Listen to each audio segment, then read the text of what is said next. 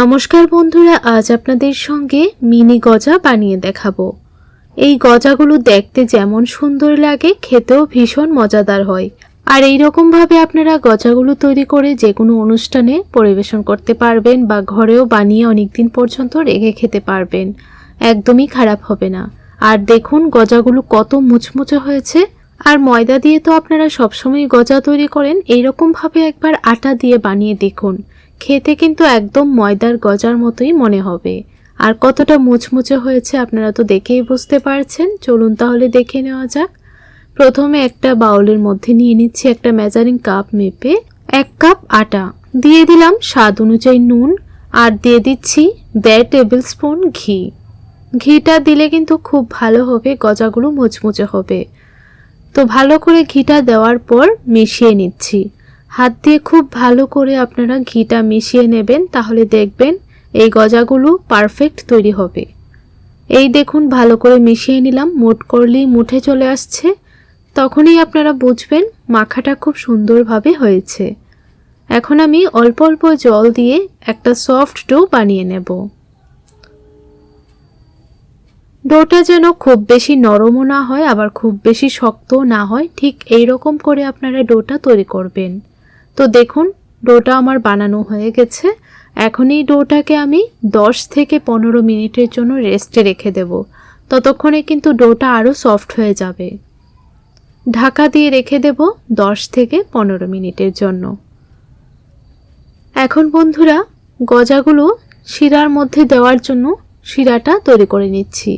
একটা কড়াইয়ের মধ্যে 1 কাপ দিয়ে দিলাম চিনি। যতটুকু চিনি দিয়েছি সেম পরিমাণ জল দিয়ে দিলাম। এখন ফ্লেভারের জন্য দিয়ে দিলাম অল্প একটু এলাচ থেতো করে। খুব ভালো করে চিনি শিরাটা জাল করে নেব। আর এই শিরাটা যেন একতার বিশিষ্ট শিরা হয়, ঠিক এরকম ভাবে আপনারা শিরাটা তৈরি করে নেবেন। দেখুন ঠিক এইরকম ভাবে শিরাটা বানিয়ে নিতে হবে। নামানোর আগে 1 চামচ দিয়ে দেব লেবুর রস। আপনারা চাইলে লেবুর টুকরো কেটেও দিয়ে দিতে পারবেন, তাহলে শিরাটা যখন নামিয়ে রাখবেন একদমই কিন্তু জমাট বেঁধে যাবে না। এখনই শিরাটা সাইড করে রেখে দিলাম। অন্যদিকে আটার ডোটা কিন্তু খুব ভালো করে সেট হয়ে গেছে। এখন একটু সময় মথে নেব, তারপর কিচেন স্ল্যাবের উপর এই ডোটাকে নিয়ে নেব।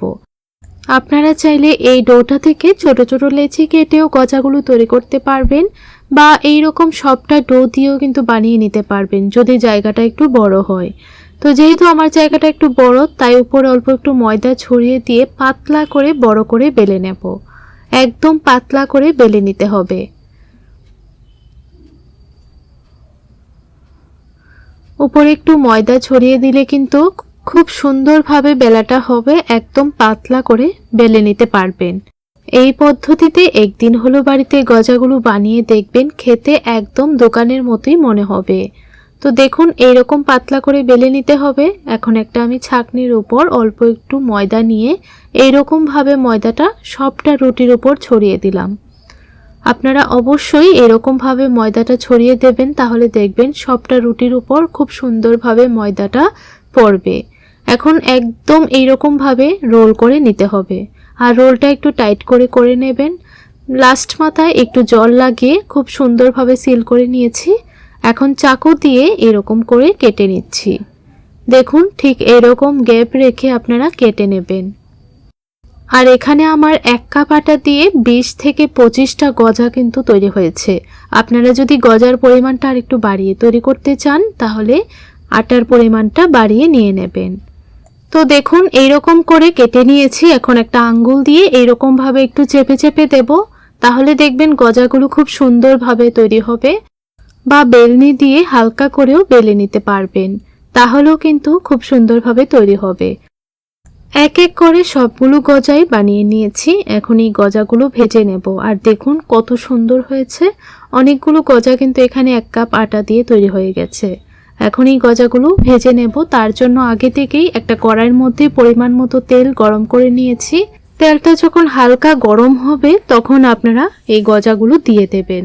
তারপর এরকম একটা চিমটে দিয়ে গজাগুলোকে ঠিক এরকম ভাবে একটু প্রেস করে দিলে গজার যে লেয়ারগুলো খুব সুন্দরভাবে কিন্তু খুলে যাবে। আর আপনারা গ্যাসের ফ্লেমটা লো টু মিডিয়ামের মধ্যে রেখে গজাগুলো ভাজবেন, তাহলে দেখবেন কালারটাও খুব সুন্দর আসবে, গজাগুলোও খুব সুন্দরভাবে ভাজা হবে।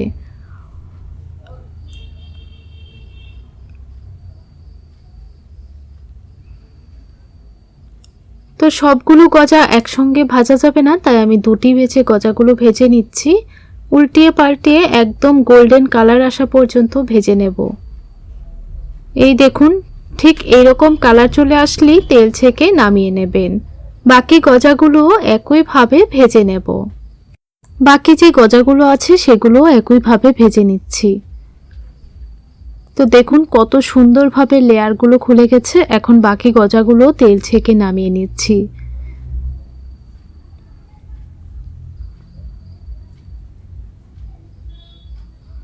এই দেখুন সবগুলো গজা ভাজা হয়ে গেছে।